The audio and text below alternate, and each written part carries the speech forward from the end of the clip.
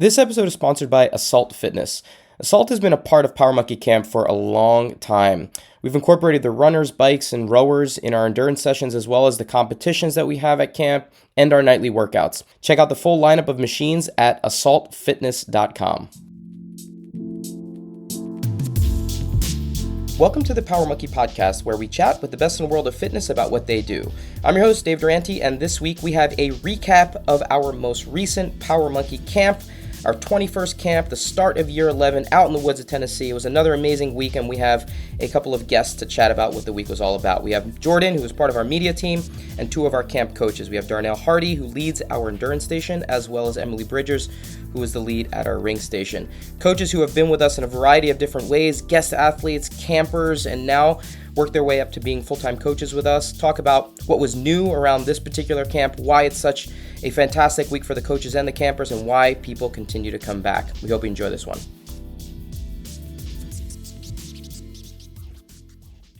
Emily, this is a question for you, just with kids. Okay. What's the most random things you find in your pockets these days when you have kids? Like I was cleaned out the car the other day, and I just pulled out things from my pocket. I pulled out a bag of like 2-week-old popcorn out of my pocket right now. Like, oh yeah, there's like this little that? mini hot dog thing sitting on my bathroom counter right now that I had this morning. It's just constant disgustingness that happens. I don't know what we're supposed to do with all the trinkets. I mean, I Oh my God. throw most of them away, but then they're like, where is this thing? Yeah, everything is the smallest thing in the world, and everything is the most important, smallest thing in the world. Yeah. Well, and you probably deal with all the like Barbie accessories too. All of them. Tell them the story I about have the little every one ever made. tell them the story about the little Viking slippers that Alessia lost in the bark mulch or whatever. Oh yes. Oh no. We were at a park and she lost a Barbie, like sandal, plastic sandal. Barbie. It was like yeah. I don't even. He can barely even hold it, and it was the exact same color of the bark chips that the park was on. So it was just like a field of potential little sandals. And I'm like, we're never going to find it. Sadie ended up finding it, but I hear parents on the other side. It looks like a Spartan sandal. Like the whole park was looking for this thing. Like, no, I mean, at that point, you might as well just order a whole new Barbie. Other parents have all the understanding in the world. So anyway, back to reality. And I'm about to actually put out a post now. Being that it takes me about a week to get my bearings back after spending time with all of you beautiful people out in the woods of Tennessee, starting of our 11th year of Power Monkey Camp. We just came back from Power Monkey Camp 21. I think all of us are still just kind of shaking our heads that we're still able to pull this off, and it still have the same magic, if not more, as we continue to move forward. But first, Emily, Darnell, and Jordan, how are you guys feeling post camp? Emily, start with you. I'm feeling good. I feel like the week of camp is such like social overload that you leave and you're like on this natural high, but definitely after about 3 days back home, you kind of like start going through the blues. And personally, I just like start texting some people from camp to try to live on the high as long as possible. Did any of us get a text from Emily yet? I don't. I actually was just thinking we're on the 2-week text chain. 2 weeks later, we get ours. I was feeling really bad because I never found you before I left camp, and I still have a little guilt about it, Jordan. Oh, that's okay. I wept about it at the bottom of the shower later that night, but I feel okay now.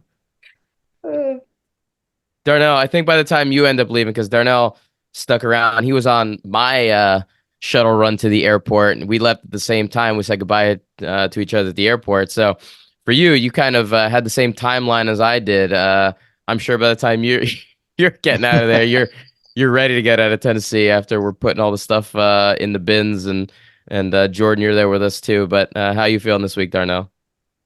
This week is good. It took me a couple days to like Emily said, to kind of get back to like your normal flow. But I think camp in its essence, all of it, like the pre-production, the production, and post-production, for me, it's just time that I get to spend with like really cool people.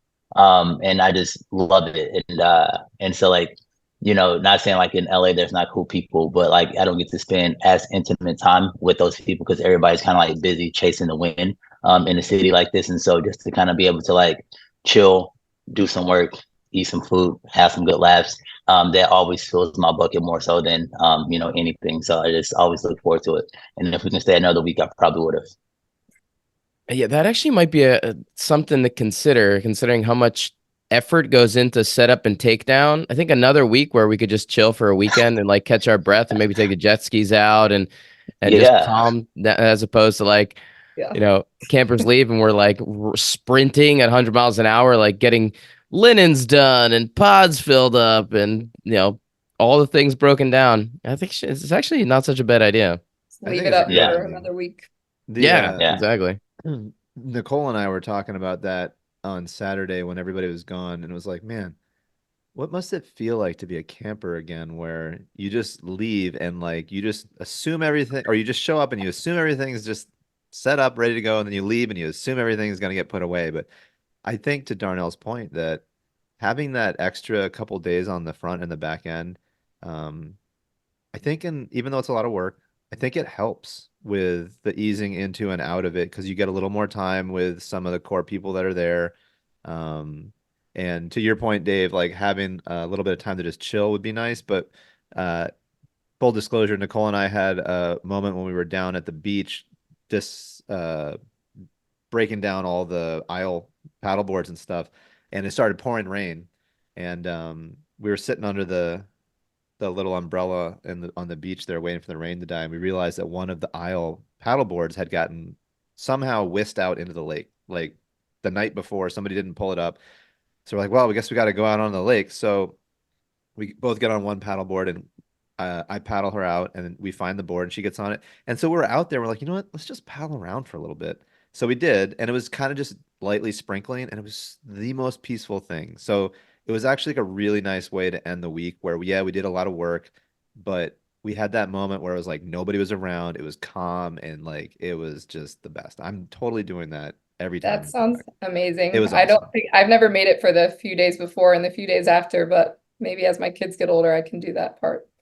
Yeah, just tell Benson to, pick up the slack a little bit more. I got a flat tire on the way home. I didn't Oh tell no. No. Oh, no. I made it home. I had to fill my tire up 3 times, but I got home safely. Thank goodness.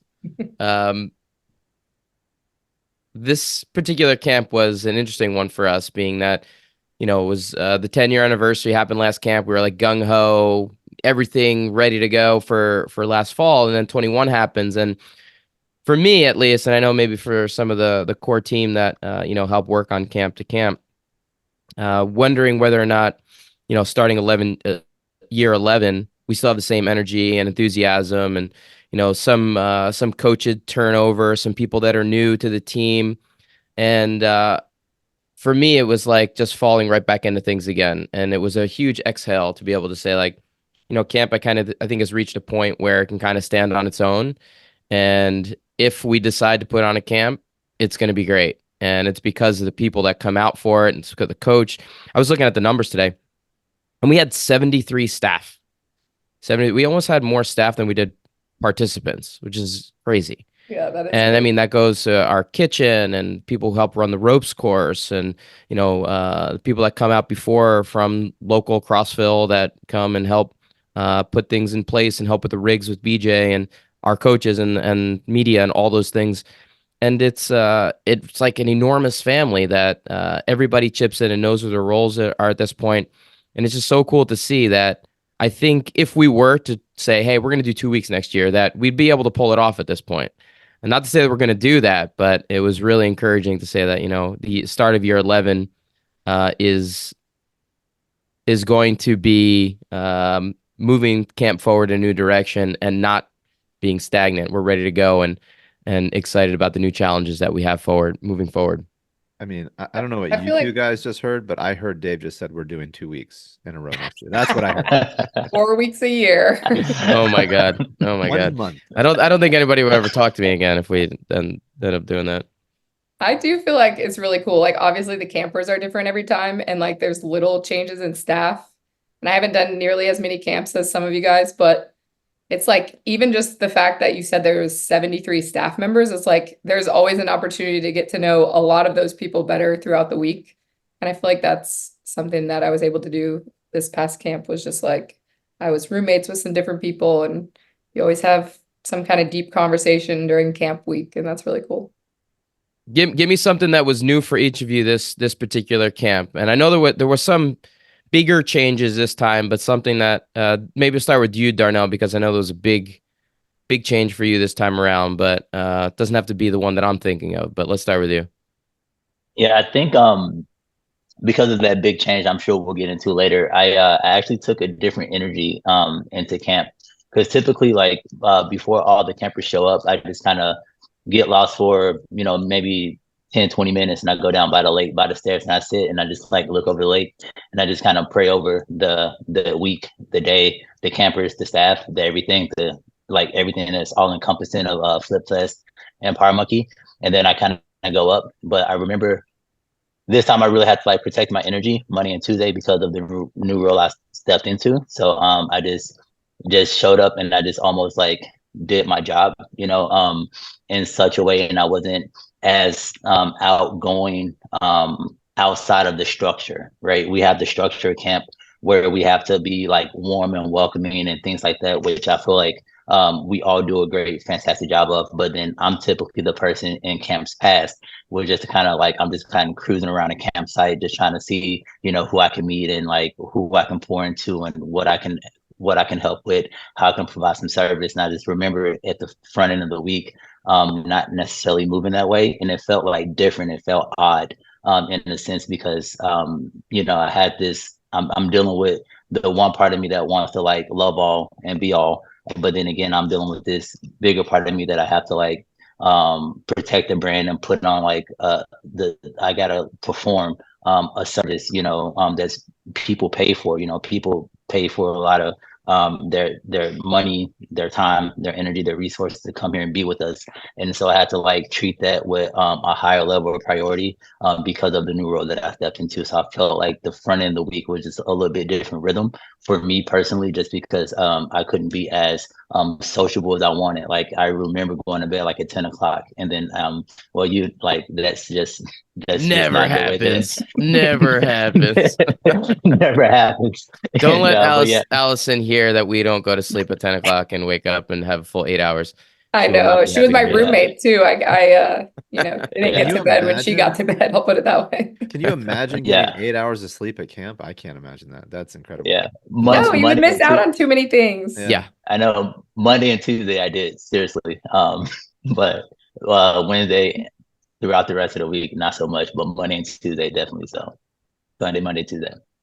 I wanna hear the others. But Darnell, can you just elaborate on the new role that you took, that you assumed this time around? It was, big shoes to fill, and you had some assistance by some superstars helping you out at the station, but obviously what you had to take on this camp was a big deal, and I think you hit a home run. You did an amazing job. We're getting such great feedback from campers already with the job that you and the others did at the running station. But can you just kind of elaborate on what the new role was?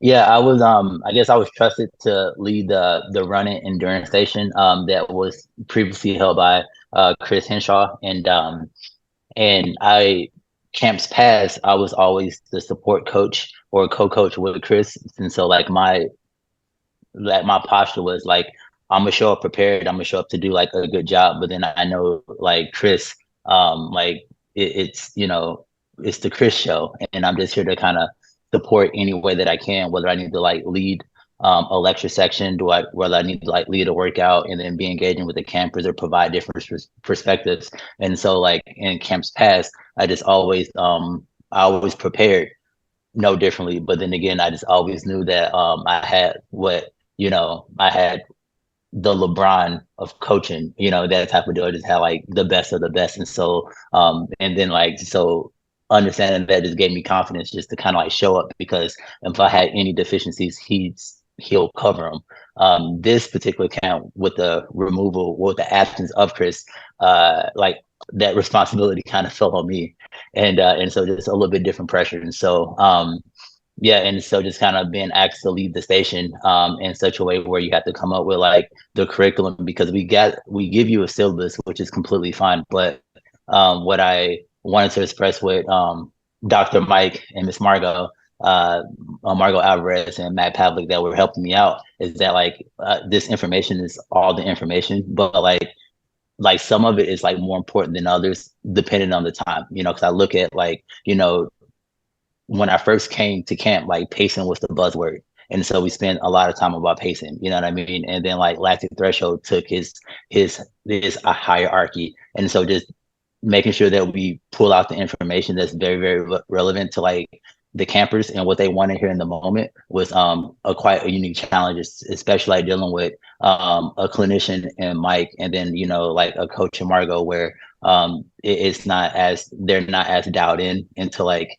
you know, they just wasn't as dialed into the information, just because I had the previous experience with Chris and I kind of understood it.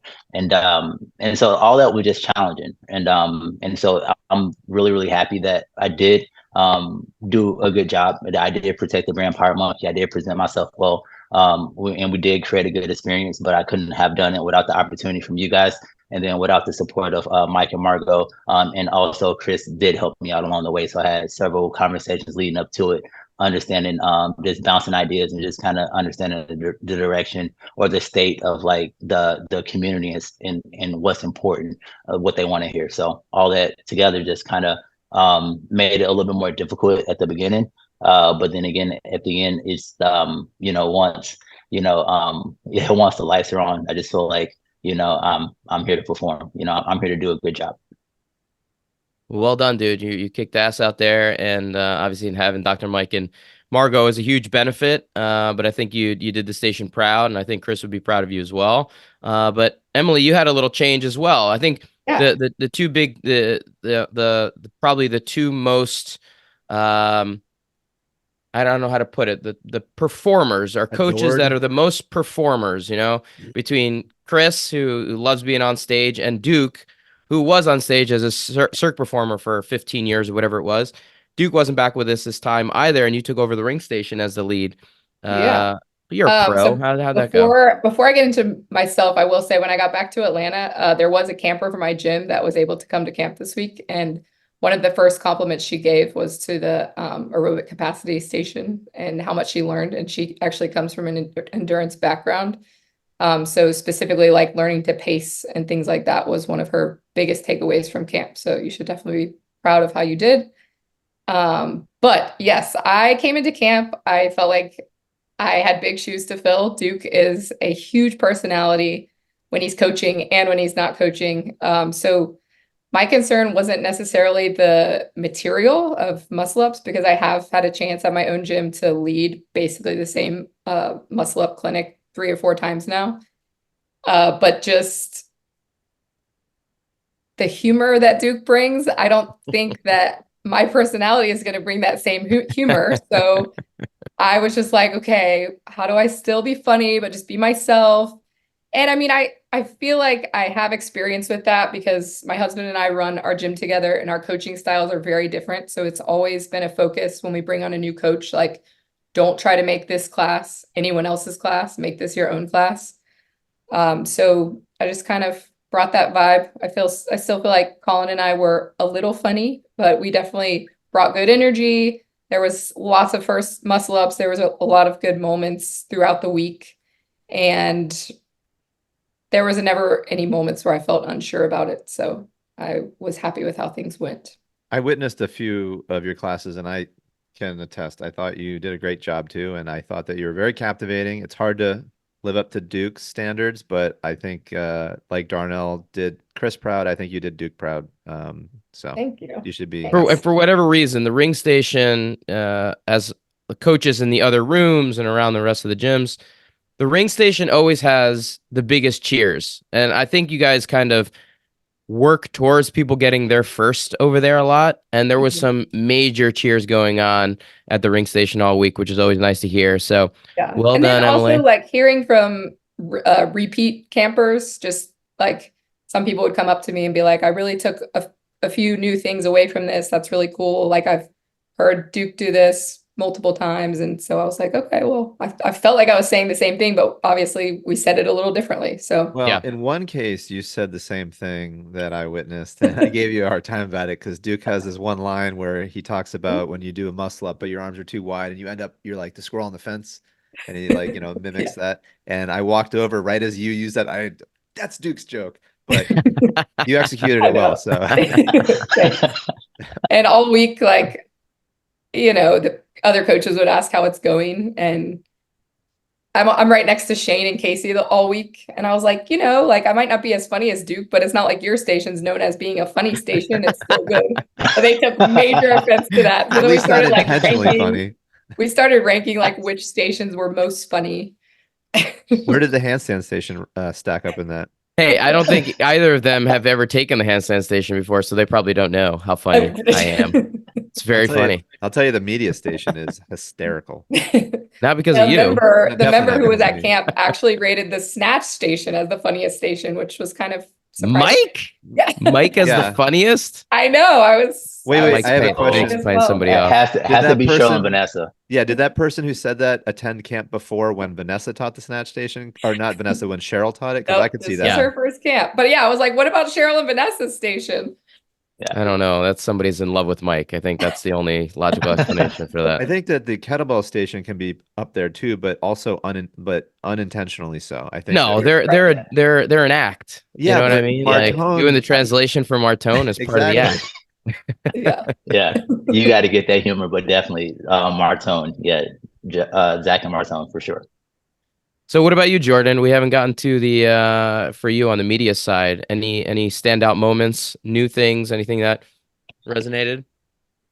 I feel like this has been the same media team for 3 camps now, and we've always kind of had a good vibe, but I feel like this last camp it was just like really like in the groove with the team, and so that helped a lot. But I mean, it's the best week of the year every year. I mean, it's amazing. I love it. Yeah, I can't say enough good things about it. There wasn't anything necessarily like a standout moment this time, other than feeling like the team just was grooving a lot more so than it had before. And if I was forced to pick something, I guess I'd say Jake and his antics and his mullet. You gotta give a shout out to Jake from State Farm. So for everyone who doesn't know Jake, he doesn't really work out. He's not really in the fitness space. I mean, from the CrossFit space. He's known to Flip Fest because he was a camper at Flip Fest as a gymnast for many, many years, and he stayed on as Flip Fest staff. And he's slowly won the hearts of every Power Monkey coach and staff member there, and he's become part of our media team. And the dude is one of the funniest kids I've ever met my entire life. The kid is just fucking he's hilarious. the embodiment of Chris Farley. Basically, he's And the he young brings, Chris Farley. he And brings like a new energy every single Oh camp. man, And his he energy comments, he is. says that, Chris Farley died in whatever year it was, but Jake was born that same year. So basically, ipso All right. Chris facto, Farley.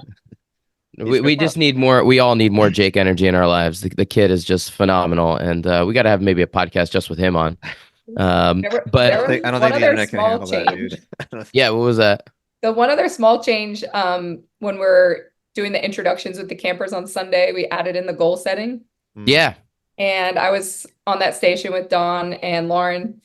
And it's not something I would typically like sign up to do. I like more of like the lighthearted, fun games, but I was like, okay, I'll do it. And it ended up being like actually pretty impactful, I would say. We probably had at least 8 campers like shed a tear, just letting us know the reason why they were there and their intention for the week. And, most people it was just like doing something for themselves because their lives are stressful outside of camp. So yeah, I think it was like much better than I expected it to be. I agree with that. It was much better than I expected too, and I definitely was not expecting at the end on Friday night when Dave asked if anybody wanted to come up and talk about their goal that they set in the beginning of the week for anybody to raise their hand. And a couple people did, and I think there would have been more if Dave didn't say, okay, only one more. You know, like I think that it just it speaks to the fact of like how comfortable everybody gets with them, with each other over the course of that week. There's so much vulnerability, there's so much support, there's so much good energy that people are able to be their most true self, and to get up in front of a group of 80 people that you just met a few days before and talk about something that you were struggling with and that you want to be better at is nothing to shake a stick at, you know? Yeah, like I I left feeling like, how do I replicate this yeah. with my gym? Like, what kind of event do I need to run to get like groups of 10 people together to share these intimate goals? I think the good news there is that you don't need a ton of time, right? Like a week, obviously a week can be a long time, but within a week, people become lifelong friends. Like people stay in contact with each other from camp for years and decades and go visit each other all over the world. And so basically, yes, you're eating meals with them and training with them and maybe bunking with them. But over the course of 5, 6 days, you can become incredibly close with someone. And to me, that's a short period of time to make potentially life-changing directional changes in what you want to do, who you think you are, what you want to do with your life. And that's really powerful. And one of the things that I was a big take-home point for me is we added a new seminar this time, which I'm putting it on myself that we didn't think about doing it earlier, but we had Dr. Jaime Schehr move just from, running metabolic testing and doing the RMR and VO2 max testing to give a longevity talk. And Jaime is a superstar. Jaime is, one of the leads of integrative medicine at Mount Sinai in New York and works with high profile clients all over the world. She's incredible. She does amazing things. And she did a relatively short seminar, but one that I think was incredibly impactful for the people that listened. And one of the things that she mentioned was, in terms of longevity, one of the studies that she was referencing was talking about one of the most impactful things for longevity was increasing the levels of joy in your life through basically social interactions in person. And one of the most detrimental things in terms of longevity was increasing levels of stress. So stress on the negative side, and joy on the positive side. And to me, camp is one of the most joyful experiences that I've been able to put into my life. And it allows me to create joy in person with other people through an entire week. People that are like-minded, people that come from different parts of the world and different age groups. And it doesn't matter who you are, what your physical fitness level is. It's one of the most joy. So when I heard her say that, I was like, camp is where we get to work on our ability to build longevity. Like camp is my reset for all of the joy that I want to have throughout the rest of the year. And we can get to kind of reset that twice, once in the fall, once in the spring. And I just really love the idea of camp just being a joyful place for other people. Yeah, And I really liked to her double down on lecture that, as Dave. well. Yeah, to double down on that, the joy, and then it was also like the community connection with people. Yep. It was just like one of them things, and I think camp does such a good job at facilitating both. You get a lot of joy for the work you put out, the way you show up, and like the things that we were able to like pour into campers. But then again, like the association with like the staff, the coaches, and like I call it like the off script time. It's like where you kind of build the community and build your tribe. And then I just think that lecture was spot on and well needed, just because it's just spot on. Everything about it was good. I love the way you put that, Darnell, because I think about this a lot when I go to things like seminars or whatever, but the off script time, because I've thought this for a while that is the most important time when you go to these places, because yeah, people are going for educational, things and to work with great coaches and all that, and they're great.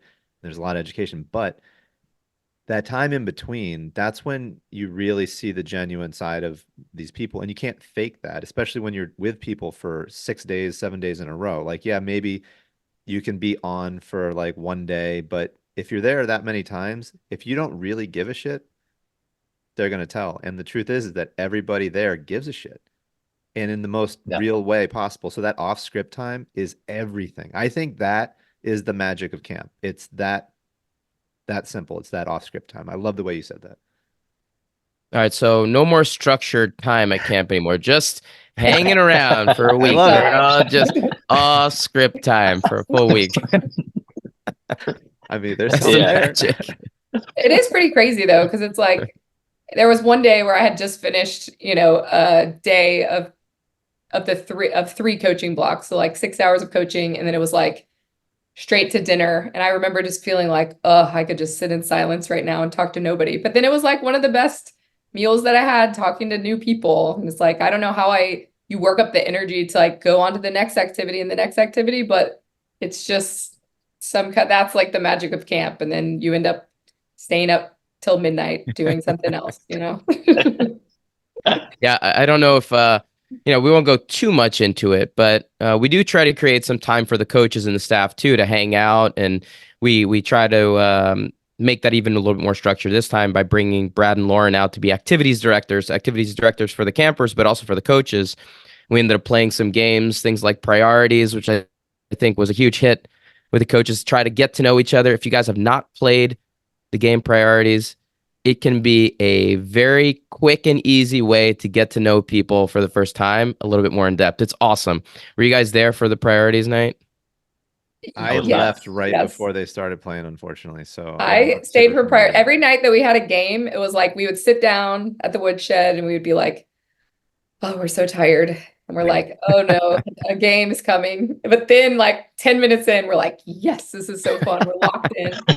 And same thing with priorities. It was great. It was kind of like you might have only known one of the people like for less than 24 hours, but you were totally judging every single thing about them. That sounds great. But then you learn things. And It's worth playing if you haven't played it. It's an easy game that I think gets people to know each other really quickly in a fun way.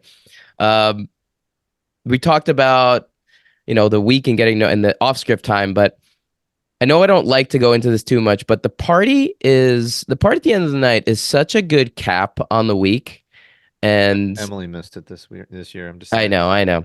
We don't need to bring that up, but Try to stay for a full camp next time. yeah, Darnell and probably Jordan. why you caught a flat. Yeah, exactly. Yeah, I was trying to tell you something. Just turn Yeah. around, go back to Yeah. camp. Turn around, come back to camp, come back. The party to me is such a great cap on the week in terms of like everyone being able to finally let loose and dance and eat pizza and hang out and like have a couple of drinks and be able to cap the week off. This particular camp, for whatever reason, people did not want to leave. They did not want to go to bed. They did not want the music to stop. And maybe it's because we had 15 Italians with us that were, dreading the idea of having to go back and get on a flight the next day. But we did last song like 12 times. Like Sadie was DJing and they just kept yelling, one more song. We were there, another song. And we can't stop at that point, right? You can't like just cut it off. So you got to me, it's like such an awesome cap to the week. In Italian? Yeah. L'ultimo is saying? l'ultimo. So L'ultimo? everybody was screaming one more. L'ultimo, last song. So Yeah, okay. I love that. So sad I missed it. And Jordan, you guys, the theme for this party was 20 onesies. So basically any onesie went well, and you guys normally have a nice theme going on with the media team. What was your media team theme? This year the theme was Mario Kart.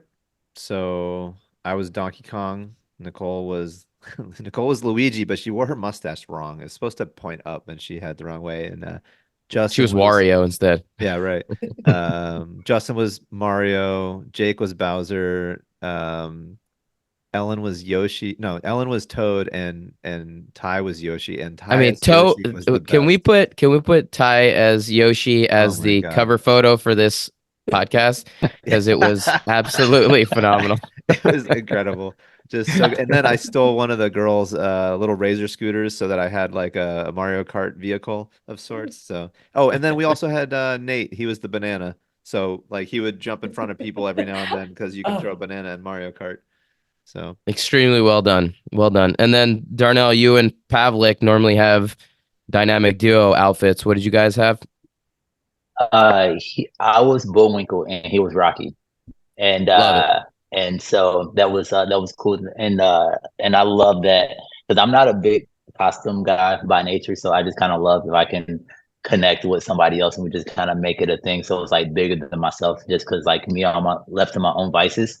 I I won't be too motivated to do anything, and Dude, so every year you somebody's wear a kind of great like, costume. What are you talking about? You were It's only Freeze at or camp though, apparently. Frozone, and yeah, Well, I mean, how you I know often do because you were get to You were Apollo Apollo Creed Creed that with one when you guys Sammy. did Rocky and Apollo. That was yeah, a great Rocky one. and Apollo, and then I can come up with the ideas, but like for me, because it was one time, tell you like, and I missed this boat because I'm never going to have hair that long, but I had dreadlocks down to my back, and then it was like at the peak time, like Avatar was out, and so like you like ex collegiate football player, so like just got like a nice body, and I'm like, dude, I should be Avatar, I should be Avatar, and then I just never put the work in to become an Avatar. You know what I mean? Like I had the long dreads that I'm never going to get back. And then I had the body that I can just kind of paint blue and just kind of be on some like walking around shirtless, downtown doing the pub crawls and things.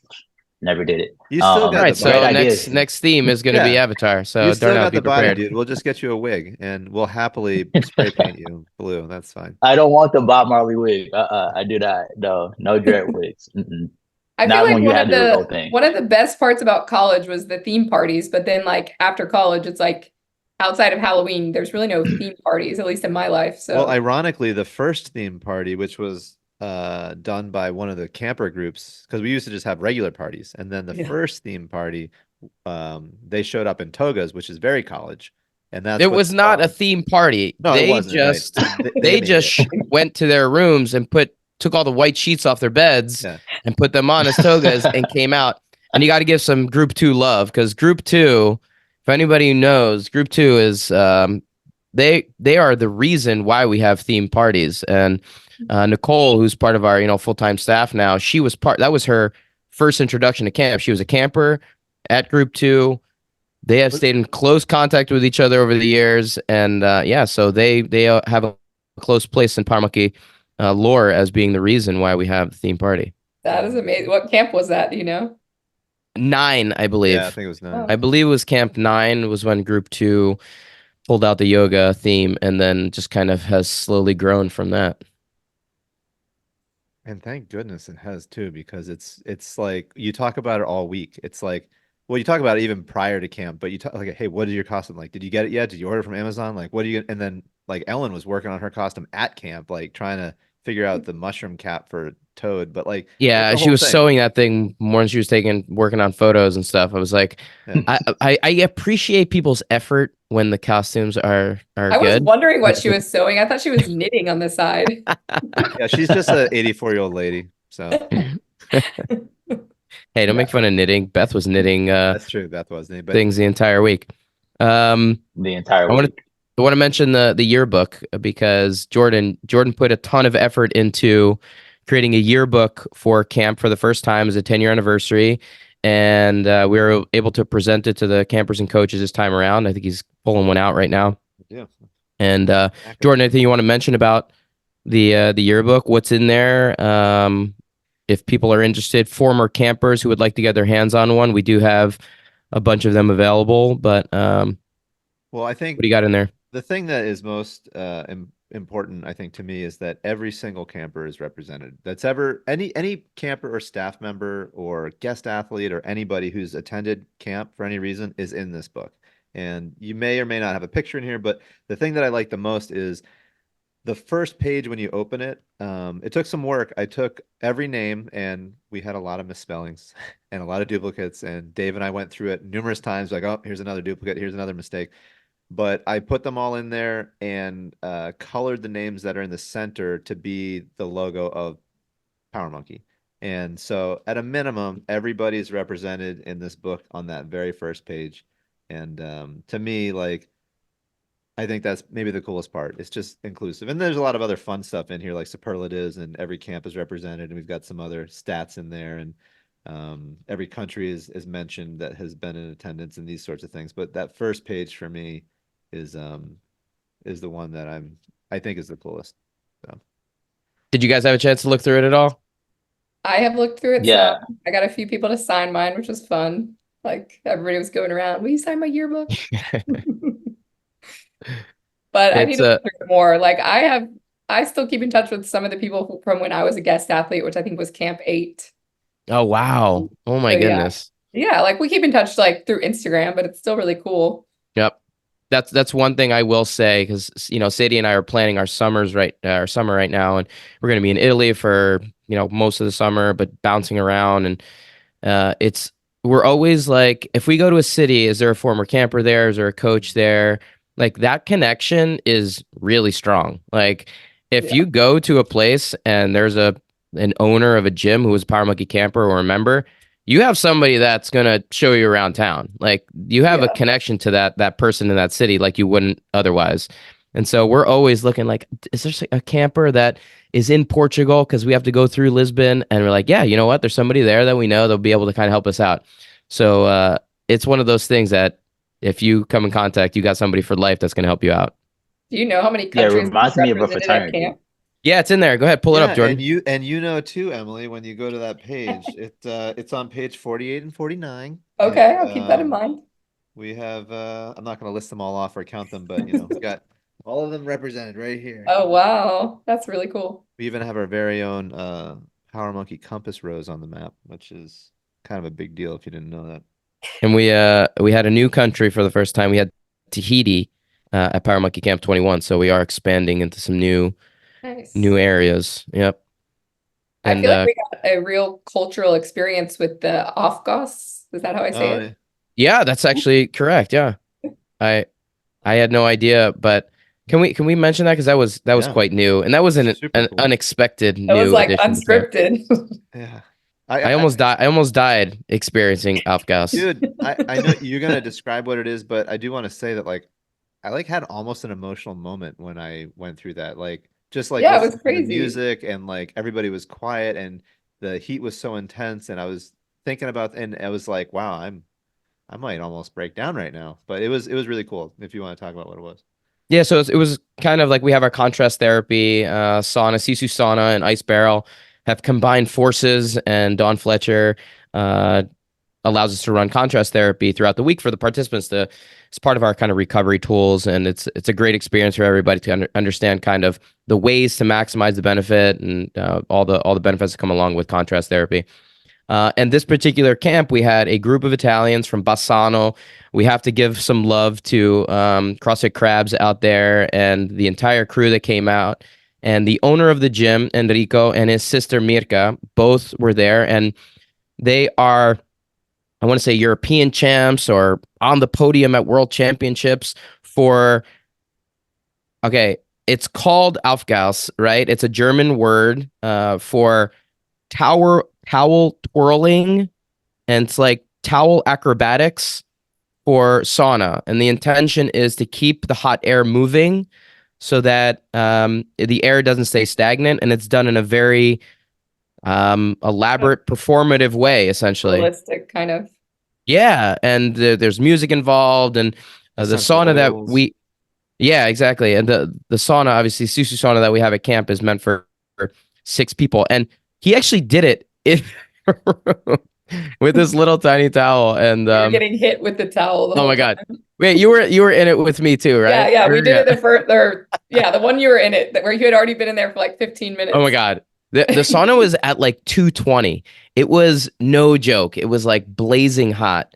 And I had been in there previously with like Isaiah and some others, and I stayed in for like 15 minutes, and I was about to get out, and everybody like rushed in to do it. And I was like, oh my God, I have to do this now. And it was like another 12 minutes. So I was in there almost a half an hour, and I got out, and my eyes were like I felt like I was going to pass out. And I was like, I jumped in the cold plunge, and I think that was a bad idea to just like do it right away. And Enrico, the guy running, is like, you need to go lay down for your heart. He's like, I think you need to go lay down for a little bit. Yeah.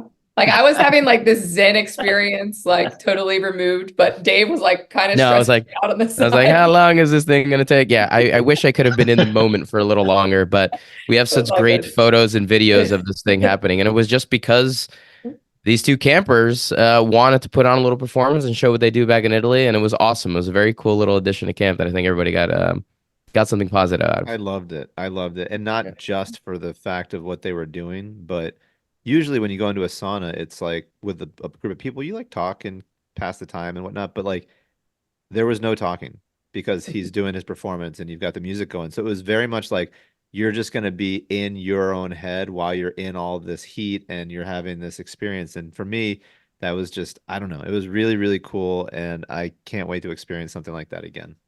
What did he say, Emily, when we were in there too? Because it was such tight quarters. He said, every time you get hit in the face with It's a good towel, luck. it's 7 years good luck. Yeah. Oh Like, yeah.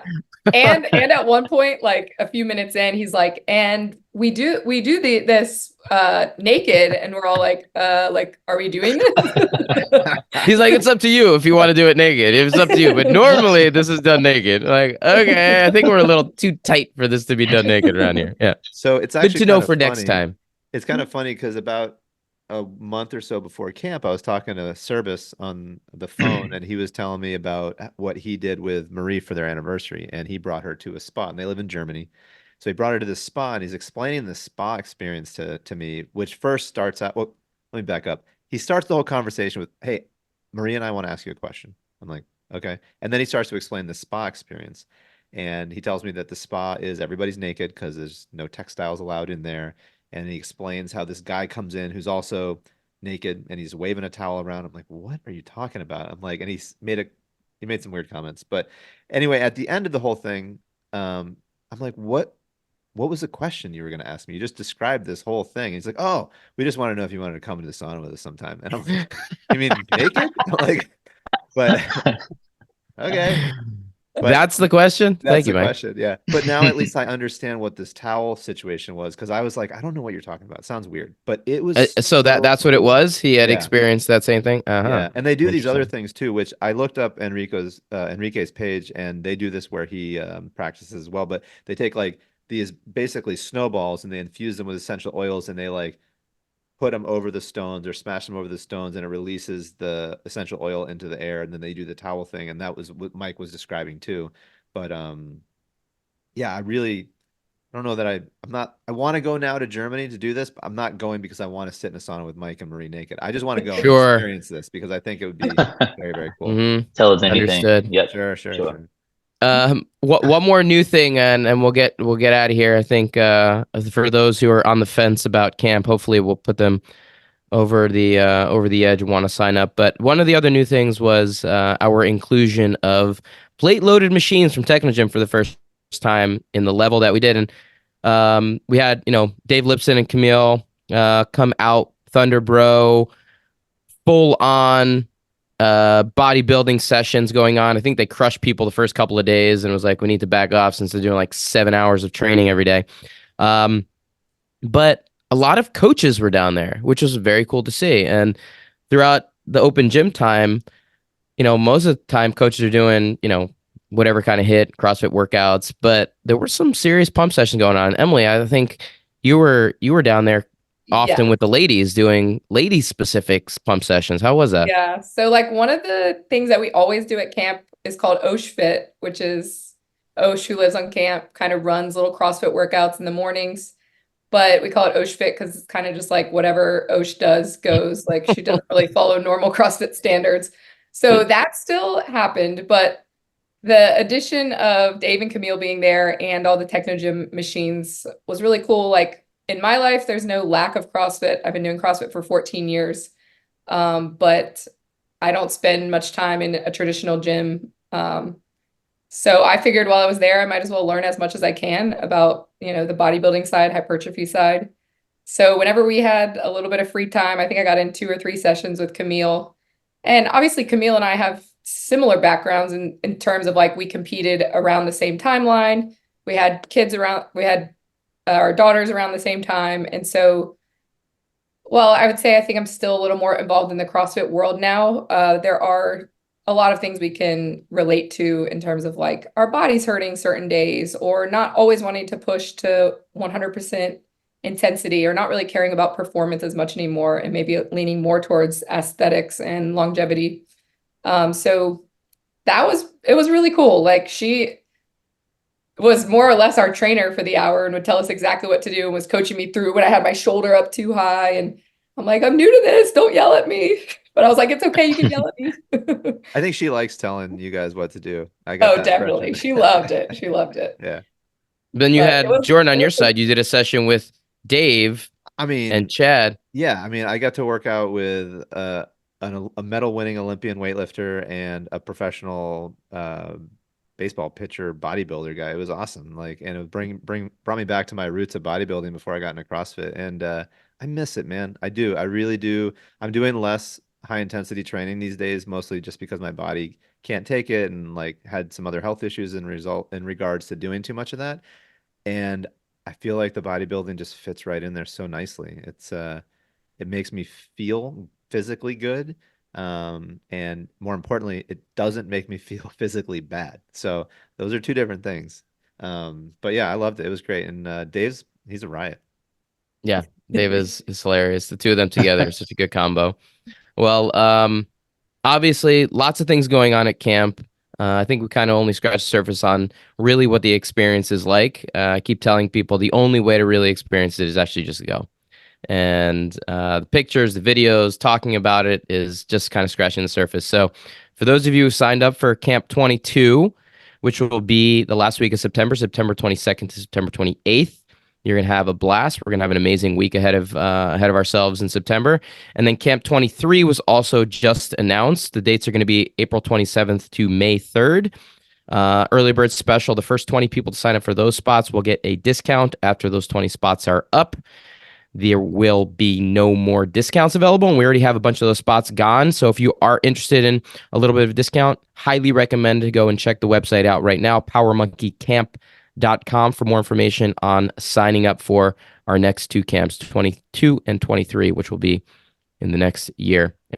Any parting words from anybody? Anything you want to end on?